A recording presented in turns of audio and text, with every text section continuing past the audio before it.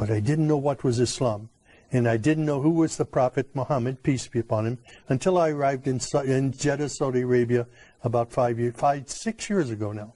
Okay. So, I mean, what was your initial feeling that when you were told you were going to Saudi Arabia, which is known as a Muslim country with Islamic laws, how did you feel about that? Well, you know, I had some nervousness about it. And my friends at the U.S. Naval Academy in Annapolis, Maryland, they said, do you know what you're doing?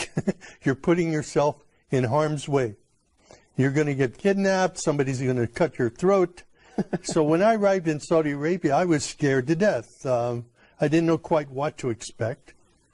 But when I left the United States, I said, God, my mind is open. I don't know what is Islam. SubhanAllah. I've never been in an Islamic country before. And I don't know about the Prophet Muhammad, peace be upon him, but show me what is truth and what is not truth. And looking, nothing happened. People were coming out of their houses when they saw me, inviting me into their homes for tea and coffee. SubhanAllah, the exact opposite. Incredible. This was not what I expected. Wow. I had been in countries all over the world. I studied in Taiwan, in Russia, and different places, but never in my life have I been in any country that respected me as much as an American and even as a Christian as Saudi Arabia. Wow. SubhanAllah, showing the manners of Islam even in our daily lives. Finally, I walked to the mosque and I knocked on the door and I said, my name is Sam. I'm a Christian from the United States. Is it okay if I come inside? And the Muaddin, Shafiq Zubair, he hugged me, and he said, please, come in.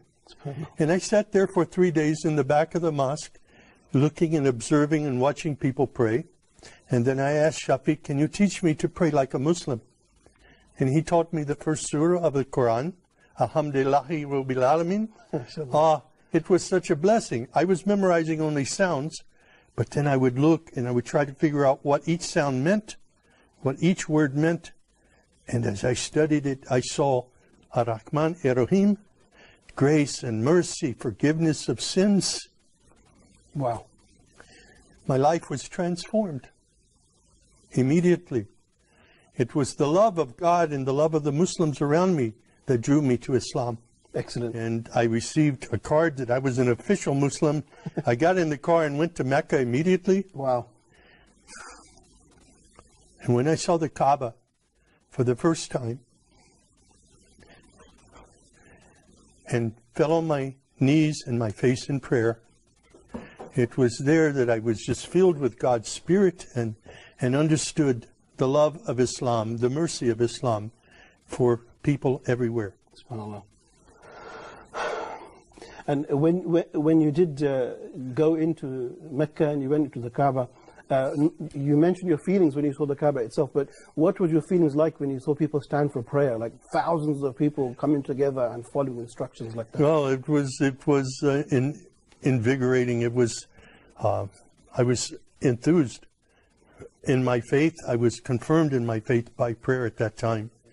And it was the first time for me to kneel and pray with other Muslims. It was a great experience. And Christians need to understand what is truly Islam. I was totally misled by what I saw in news reports in the West before I came to Saudi Arabia. But when I hear the Quran recited, it's miraculous.